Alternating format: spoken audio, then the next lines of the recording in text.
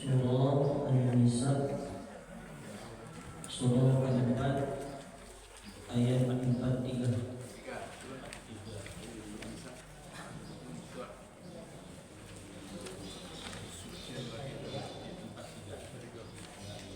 Surah An-Nisa surah keempat ayat 43.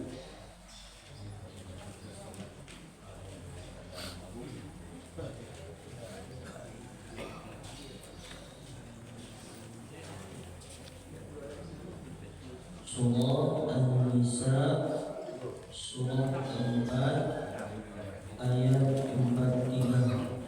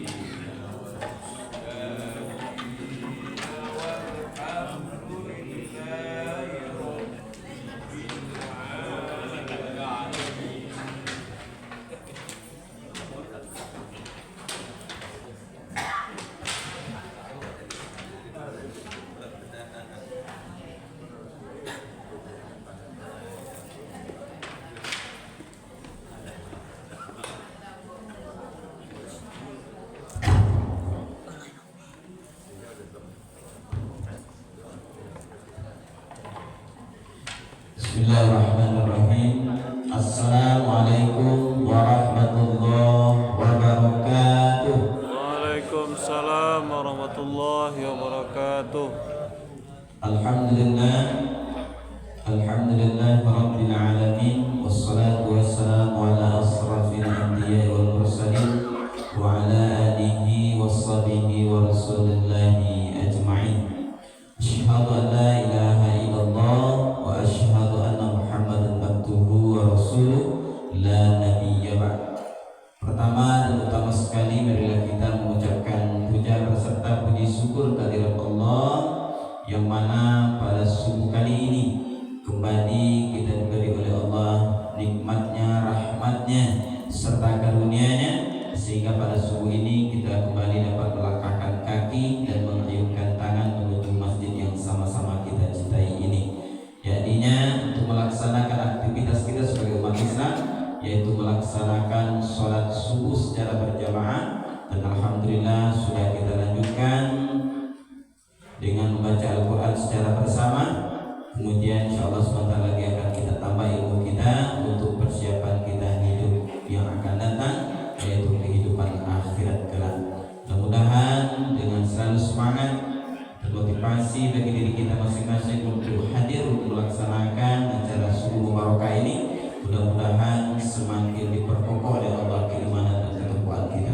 Amin. Ya Rabbal Alamin. Salawat dan salam yang kita untukkan kepada baginda Rasulullah sallallahu alaihi wasallam dengan lafaz Allahumma shalli ala Muhammad wa ala ali Muhammad.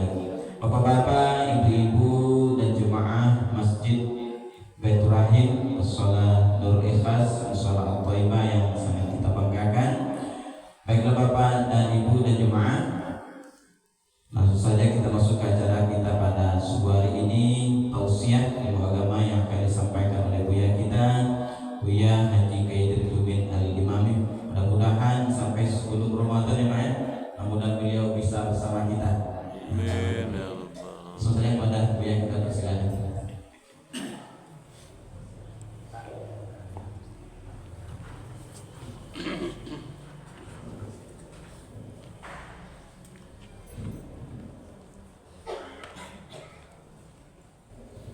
Bismillahirrahmanirrahim. Assalamualaikum warahmatullahi wabarakatuh. Waalaikumsalam warahmatullahi wabarakatuh. Alhamdulillah, alhamdulillahirabbil alamin, wa bihi nasta'in ala umuri dunya waddin. Asyhadu an la ilaha illallah wahdahu la syarikalah wa asyhadu anna Muhammadan abduhu wa rasuluh sallallahu alaihi wasallam la nabiyya ba'da. Innahu min Sulaimana wa innahu bismillahirrahmanirrahim. Allah ta'alu alayya wa tuni muslimin fattaqullaha wa atiun. Wa qala Allah ta'ala fil Qur'anil Karim, na'udzubillahi minasyaitonir rajim. Bismillahirrahmanirrahim. Innallaha la yaghfiru an yushraka bihi wa yaghfiru ma duna dzalik liman yasha. Wa may yusyrik billahi faqad iftara isman aziman. Isman aziman. Sesungguhnya Allah tidak menerima taubat orang yang musyrik dengannya, dan Allah menerima selain daripada dosa musyrik lima yasa, atas izin Allah atau sekedar Allah. Siapa yang musyrik dengan Allah, faqad iftara isman aziman, maka sungguh dia telah berbuat dosa yang sangat besar. Shadaqallahul azim. Yang sama kita hormati pengurus Masjid Baitur Rahim, kemudian pengurus Musholah Thaibah, ada Nurul Ikhlas, kemudian bapak-bapak, ibu-ibu, jemaah salat subuh undangan Allah yang dimuliakan. Pertama, kita bersyukur kepada Allah. Alhamdulillah pada subuh ini tidak terasa dari Sabtu ke Sabtu begitu cepat rasanya. Karena kita di hari Sabtu menambah ilmu, menerjemahkan dan menafsirkan ayat-ayat yang kita baca. Pagi ini fokus dengan ayat yang kita baca dalam surah An-Nisa tadi. Ayat yang kita baca pertama tadi itu adalah peraturan tidak boleh mendekati sholat. Ya ayyuhallazina amanu, hai orang-orang yang beriman, la taqrabus sholat, jangan dekati sholat, wa antum sukaro, dan kamu dalam keadaan mabuk. Nah, ini kita kaitkan sedikit Bapak Ibu. Sukaro di sini sin kecil, ya, bukan sin ujung lidah. Kalau di situ diletakkan sin besar atau pakai titik 3, ya, sukaro, maka artinya di situ syukur. Ya, itu perbedaan antara sin dan shin. Ya, jadi hurufnya sama. Sukaro artinya mabuk. Kalau syukaro artinya syukur. Itu perbedaan daripada huruf hijaiyah. Kenapa Allah gandeng-gandengkan hurufnya, sehingga kalau salah baca salah arti. Mabuk dalam ayat ini dimaknai, jangan diartikan dengan mabuk zaman Rasul saja. Kalau zaman Rasul mabuknya itu memang karena minuman arak, dimabuk mereka tidak menyadari diri. Hari ini yang menyebabkan kita mabuk itu banyak, ya, bisa handphone, bisa game, bisa jadi handphone itu bisa menjadi barang yang memabukkan hari ini. Ya, memabukkan itu kan asik, ya, asik. Jadi boleh saja Bapak Ibu sukaro itu artinya tidak minum, tapi dia sedang mabuk, ya, tidak mau meninggalkan satu cerita, satu permainan atau satu keasikan di saat waktu sholat sudah datang. Nah, kalau cerita sinetron sedang tangguang, awak lakukan sholat, apa penganang itu? Aku sudah ada dia di pangan banyak ya, itu namanya sukaro. Mabuk, ya. Hatta ta'lamu ma taquluna, sampai kamu mengenal apa yang kamu katakan. Ya, kadang-kadang orang yang sedang mabuk itu kan perkataannya ngawur. Wala junuban, dan di sini tidak boleh juga mendekati akan masjid. Jadi bukan hanya sholat tapi masjid. Wala junuba illa abiri, kecuali kamu melewati saja. Ya. Kemudian hatta tautasilu, sebelum kamu mandi junub.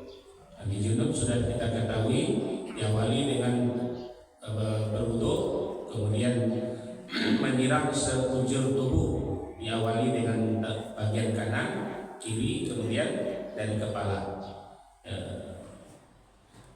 Mandinya itu cukup dengan air, jadi tidak disebutkan dengan sabun, tetapi mengguyurkan air ke seluruh tubuh dan meyakinkan semuanya sudah basah.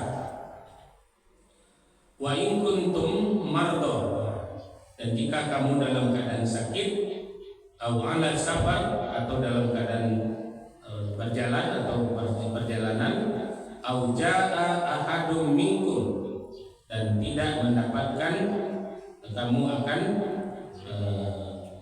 atau disebutkannya mendatangi, ya, auja itu mendatangi. Ahadum minkum itu seorang perempuan dari istrimu. Itu mana atau kalimatnya kalimat sampiran minal ghaib, ya, kemudian dari berbuang air kecil. Jadi kalau tadi setelah mendatangi istri, kemudian setelah buang air kecil, aula mastumun nisa, ini dijelaskan betul, atau bersentuh, ya, kulit dengan kulit perempuan. Bersentuh di sini juga berdua maknanya. Ya, kalau 3 mazhab yang menyebutkan bersentuh saja itu sudah tidak boleh. Nah, tapi menurut Syafi'i yang bersentuh dimaksudkan adalah bersetubuh. Itu makanya selalu berbeda pendapat tentang bersentuh kulit tadi. Kalau yang 3 menyebutkannya bersentuh saja sudah batal. Tapi kalau menurut Syafi'i itu bersentuh dimaksudkan adalah berhubungan suami istri. Falam tajidu ma'a, kalau tidak dapat air, fatayammamu sholidan. Ya, bertayamumlah kamu dengan debu. Nah, kalau di zaman Nabi habis berhubungan suami istri pun itu kalau tidak ada air cukup mandinya itu dengan debu. Ya, dia keluar sebelum sholat subuh di saat orang tidak nampak, dia berguling-guling di atas pasir tadi, itu sudah menjadi mandinya. Ya, nah, tentu gerah pada nawada, tapi dia sudah bisa mencabut junubnya. Ya, karena tidak ada air, dia cukup berguling-guling di pasir yang ada sebelum sholat subuh, artinya sebelum tampak oleh orang lain. Itu sudah mencabut junubnya.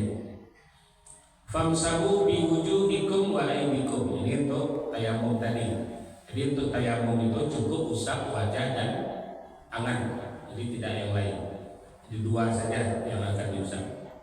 Innallaha kana afuwan ghafur. Sungguh adalah Allah itu Maha Pemaaf lagi Maha Pengampun. Jadi kalau tidak ada air, walaupun sudah junub, tetap boleh bertayamum, dan tayamum itu sudah boleh untuk mendatangi sholat dan mendatangi masjid. Itu hukum tentang daripada mendatangi sholat kalau dalam keadaan junub. Itu surah An-Nisa 43. Sementara pada ayat 44-nya itu pernyataan Allah, alam taro ilal ladzina utu nasiban minal kitab. Nah, tidakkah kamu, ini termasuk ayat mutasyabihat, ayat yang perlu kita lihat perilaku orang itu. Jadi katakan oleh Allah, tidakkah kamu memperhatikan orang-orang yang telah diberi nasihat, ya, nasiban itu nasihat yang sangat tinggi, minal kitab, dari kitab-kitab. Ya, yastaruna dolalah, mereka beli kesesatan. Inilah dapat nasihat dari kitab-kitab terdahulu. Orang-orang ini disebut ahli kitab. Dia sudah baca Zabur, dia sudah baca Taurat, dia sudah baca Injil. Nah, tapi yastaruna dolalah, mereka itu membeli kesesatan. Jadi menyentuhkan kebenaran tadi dengan kesesatan untuk menjaga harga dirinya, untuk menjaga perdagangannya. Jadi kalau dia nyatakan diri masuk ke dalam Islam mengikut Muhammad, maka dagangannya jadi rugi. Orang tidak mau lagi berdagang dengannya, maka dia belilah kesesatan itu. Wa yuriduna an tadillu sabil. Nah, dan mereka itu termasuk orang yang menyimpang sangat jelas sekali. Kemudian pada ayat 45 disebutkan oleh Allah, wallahu a'lamu bi a'daikum, dan Allah mengetahui siapa saja musuhmu. Ya, kepada Nabi Muhammad, wa kafa billahi waliya, dan cukup Allah saja menjadi penolongmu. Jadi tidak usah takut kepada Nabi Muhammad. Wa kafa billahi nasira, dan cukup Allah saja yang akan menolongmu.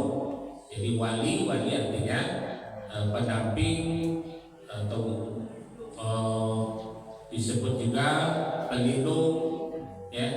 Nah, jadi Allah menegaskan jangan takut dengan orang yang berjual beli tadi atau menjual ayat-ayat demi kesesatannya, agar dia tetap beruntung dagangannya.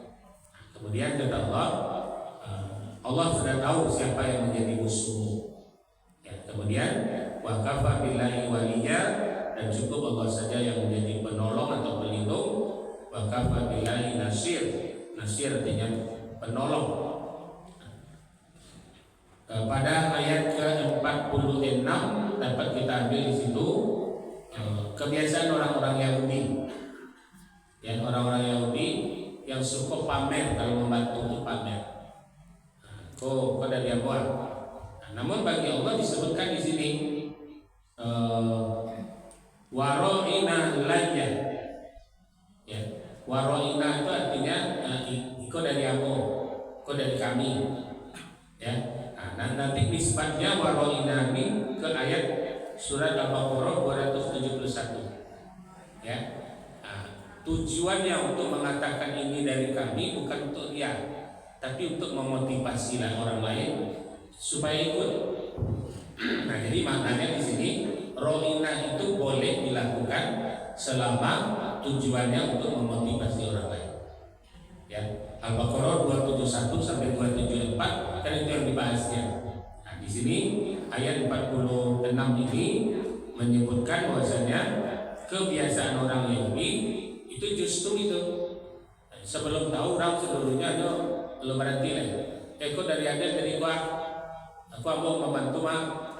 Ya, kalau untuk bagi orang Yahudi itu menjadi kesombongan, ya, ria ya. Nah, tapi untuk orang Islam disebutkan waro'ina lain. Jangan katakan ro'ina itu sebagai keriaan, tetapi untuk motivasi. Ro'in.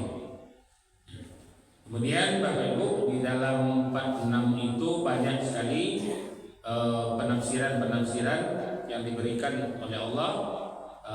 Banyak, ada sekitar 6 penafsiran. Pertama, orang Yahudi itu suka merubah-rubah kecil. Ya, itu kebiasaannya. Didapat dari Nabi kok disampaikan karena lain beda. Ya, kata Nabi haram, katanya halal. Nah, itu kebiasaan orang-orang Yahudi itu. Yang kedua, mereka juga mengatakan kami dengar, tapi kami tidak mengikuti. Kami dengar Muhammad itu mengecek, tapi sami'na wa asaina. Kami tidak aja. Biasalah dia mengecek. Nah, itu kebiasaan.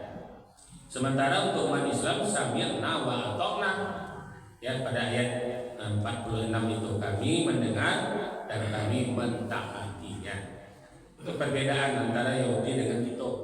Jadi kalau Yahudi itu, hai kami dengar dari jale, setelah kami dengar wa asaina, kami diam saja.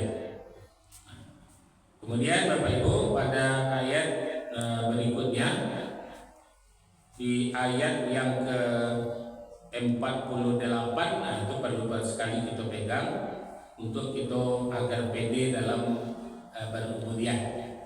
Ya, apa isi daripada 48 itu? Innallaha la yaghfiru, Allah tidak mengampuni ayyusyraka bihi, orang yang berlaku musyrik, wa yaghfiru ma duna dzalik liman yasha, dan Allah mengampuni selain daripada itu. Tafsirnya, ya, tafsir daripada madu nazalin itu Pak disebutkan betul. Membunuh, berzina, riba, ya, apalagi dosa besar, zalim. Nah, itu diampuni oleh Allah selama dia tidak syirik. Nah, begitu makna yang ini. Jadi kalau syirik yang dilakukan itu tidak diampuni. Jadi kalau jauh dia dari syirik, walaupun pernah berlaku dosa besar, Allah masih membuka pintu ampunan. Itu makna atas izin Allah atau sekehendak Allah. Wa may yusyrik billah, dan siapa yang melakukan syirik, menduakan atau menyamakan Allah, faqad iftara isman azima, maka sungguh dia telah berbuat dosa yang sangat besar.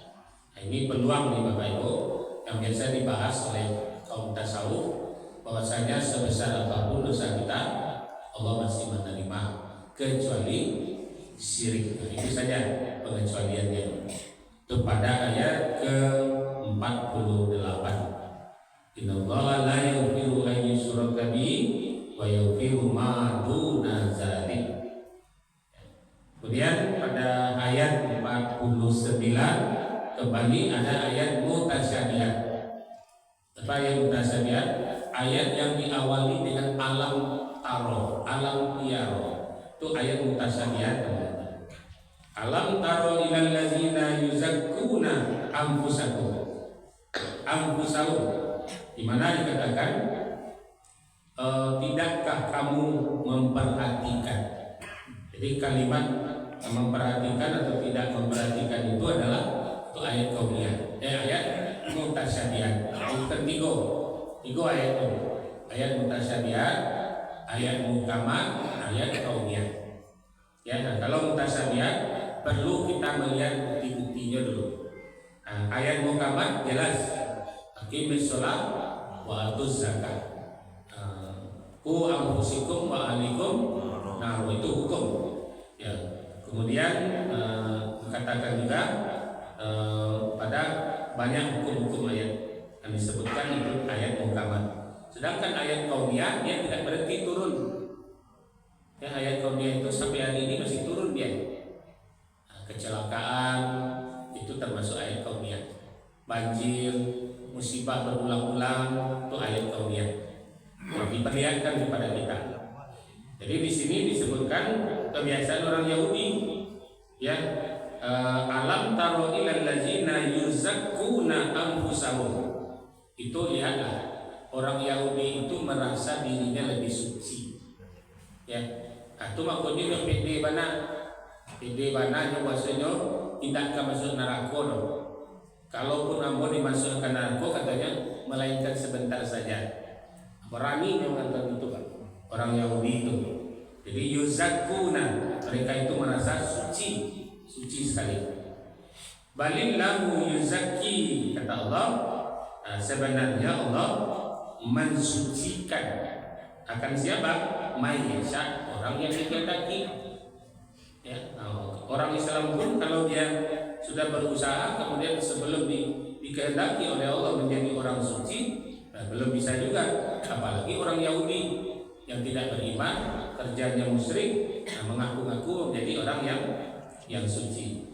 Wala yuzlamuna fatila, dan mereka tidak bisa menzolimimu sedikit pun, hai Muhammad. Jadi bagaimanapun usahanya untuk menghancurkan, menzolimi Nabi kita, mereka tidak akan mampu. Nah, itu penegasan dari Allah. Pada ayat ke-50, ayat yang terakhir kita bahas tadi, unzur kaifa yaftaruna 'alallahil kadzib. Artinya banyak perhatikan. Ini termasuk ayat kauniyah, ayat mutasyabihat juga. Unzur, perhatikanlah betapa mereka mengada-adakan terhadap Allah kebohongan. Dikatakannya malaikat itu sebagai anak perempuan Allah. Itu karena dia itu di kue-kuenya cerita waso Isa itu anak Allah. Itu kebohongan yang mereka buat. Wa kafa bihi isman mubina, dan cukuplah perbuatan itu menjadi dosa besar bagi mereka. Jadi Bapak Ibu, ini ayat yang kita baca hari ini dan menyangkut persoalan tidak boleh mendekati sholat dalam keadaan mabuk. Mabuknya tadi sudah kita simpulkan, tidak hanya minum khamar yang jelas-jelas mabuknya, tidak hanya mengkonsumsi narkoba kemudian jelas-jelas menghilangkan akalnya. Nah, sesuatu permainan benda yang ada pun yang membuat kita terlena, nah, kemudian tidak sebaiknya tidak mendekati sholat, karena sholatnya nanti akan berdampak tidak khusyuk, karena dalam sholatnya dia akan memikirkan sesuatu yang asik masuk tadi. Berikutnya dalam ayat itu juga disebutkan Bapak Ibu cara-cara kalau terjadi junub mau sholat. Nah, sudah diberikan jalan keluar tadi. Kalau tidak ada air cukup bertayamum, ya. Nah, kalau tidak ada air untuk mandi, kalau zaman Nabi berkuliah di pasir itu jalan keluar. Tapi kalau kita tinggal di Indonesia, insya Allah, ya insya Allah. Sekarang ada lagi namanya kini tisu tisu basah, ya, yang tisu basah kemudian setelah diselidiki oleh MUI, sebagiannya ada yang bisa dipakai untuk berwudu karena halal, ada sebagiannya yang tidak karena di situ tidak ada label halal. Hati-hati jawab di tisu basah tadi, ya, ada yang halal, ada yang tidak halal. Jadi tisu basah itu boleh menjadi wudu kalau dia sudah ada label halalnya, karena itu dibuat sedemikian rupa untuk bisa menjadi pengambil wudu. Namun sebaik-baiknya tetap air yang suci lagi mensucikan. Nah, Bapak Ibu, jadi surat An-Nisa ini banyak berbicara tentang hukum.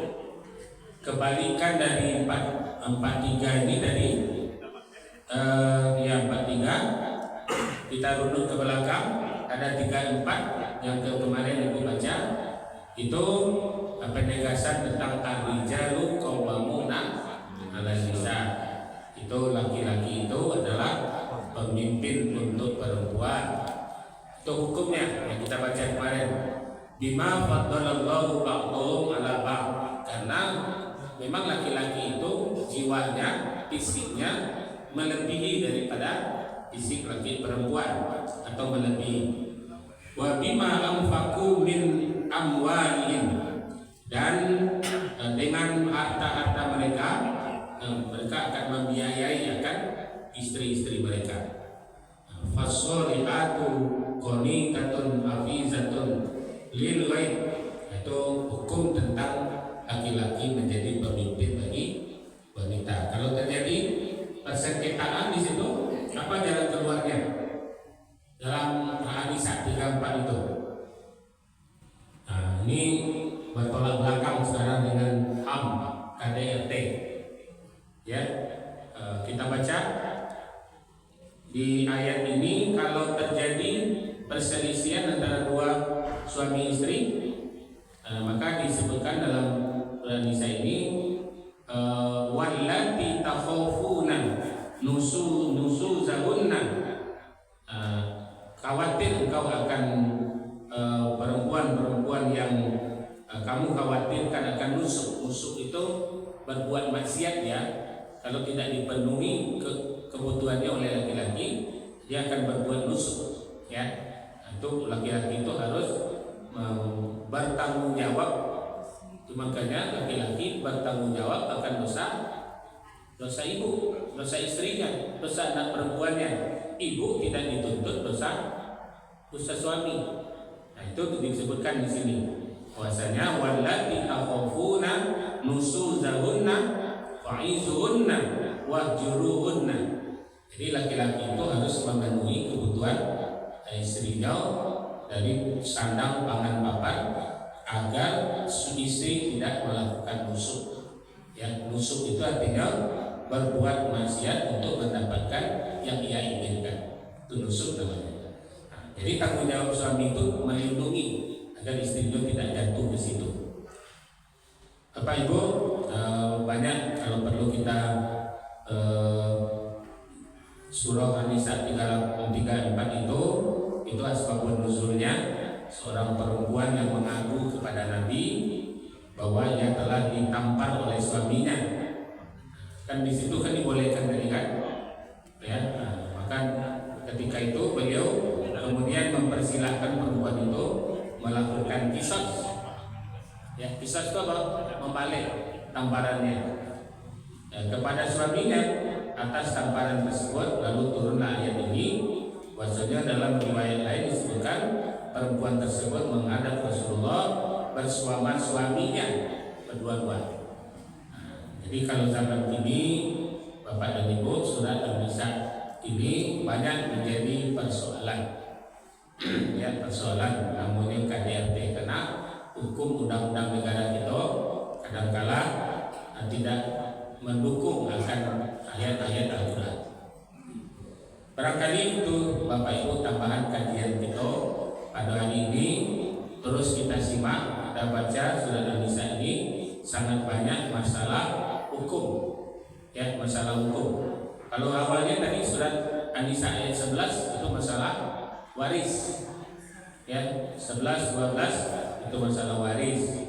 Kemudian dalam surah An-Nisa ini juga akan ada hukum-hukum tentang hak-hak perempuan kalau diceraikan. Banyak. Mudah-mudahan ayat dari 43 tadi sampai 50 sudah dapat kita ambil satu kesimpulan. Pertama, tidak boleh mendatangi sholat dalam keadaan mabuk apa saja yang membuat sholatnya tidak khusyuk. Ada kesempatan bagi kita pada ayat ke-48, berapapun dosa kita yang besar kecuali syirik, Allah masih membuka pintu ampunan. Maka jalannya Pak, diantaranya sholat sunat taubat, kemudian sholat sunat tasbih. Ya, kalau udah besar-besar itu perlu ada sholat sunat taubat dan sholat sunat tasbih. Tasbih itu kan 3 fungsinya: mengampuni dosa yang berlalu, kemudian dosa yang sekarang, dosa yang akan datang. Makanya sholat sunat tasbih itu disunatkan walau 1 kali seumur hidup. Ya, itu barangkali Bapak Ibu yang dapat kita sampaikan pagi ini. Faiza kudiyatis sholat fantasilu fil ardh. Setelah kita selesai menambah ilmu ini, selesai sholat, mari kita bertebaran di muka bumi mencari karunia dan ampunan Allah. Fastabiqul khairat. Wassalamualaikum warahmatullahi wabarakatuh. Waalaikumsalam warahmatullahi wabarakatuh.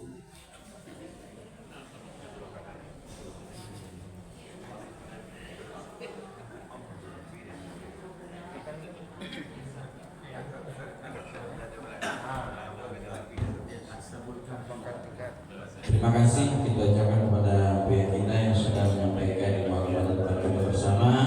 Mudah-mudahan dengan apa yang disampaikan beliau tadi semakin memperkokoh, semakin bertambah ilmu kita dalam melaksanakan kehidupan ini. Bapak dan Ibu yang dimuliakan Allah, Pak suku yang kita dapat pada suku ini berjumlah Rp345.000. Rp345.000. Kemudian disampaikan kepada bapak-bapak, ibu-ibu pengurus Masjid Baitur Rahim. Nanti setelah Al-Maidah mohon kita duduk sebentar, kita coba membicarakan atau rapat sebentar atau evaluasi persiapan pelaksanaan Ramadan. Karena kalau seandainya tanggal 28 kita sudah sholat tarawih, inilah tanggal 1. Berarti tinggal 22 hari lain. Jadi maka kita persiapan. Dimohon kepada bapak-bapak, ibu-ibu pengurus Masjid Baitur Rahim, setelah Maidah nanti kita duduk sebentar, kita akan mengadakan rapat persiapan Ramadan. Jadi mari kita bersama untuk bisa nanti menyampaikan ide-ide bagaimana bagusnya Ramadan kita, pelaksanaan Ramadan kita di masjid kita pada tahun ini. Kepada ibu itu yang bisa kita sampaikan. Kita mohon maaf. Wabillahi taufiq wal hidayah. Wassalamualaikum warahmatullahi wabarakatuh. Waalaikumsalam warahmatullahi wabarakatuh. Chai.